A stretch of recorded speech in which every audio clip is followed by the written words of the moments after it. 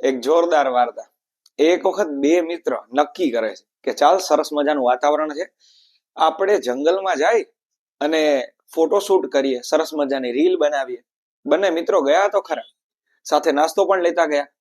Reel ઉતારી, photo બનાવ્યા અને થાક્યા એટલે એક વૃક્ષની નીચે બેઠા અને નાસ્તો કાઢ્યો. ચલ નાસ્તો કરીએ. નાસ્તો કરતા હતા ને તો તેમાં સામેથી એક સિંહ આવતા જોયો. એટલે હજી તો પેલો મિત્ર બોલે કે સિંહ આવે છે, ત્યાં તો બીજો મિત્ર વૃક્ષ ઉપર ચડી ગયો. પેલો મિત્ર કરે શું? નીચે મરેલા માફક સુઈ ગયો.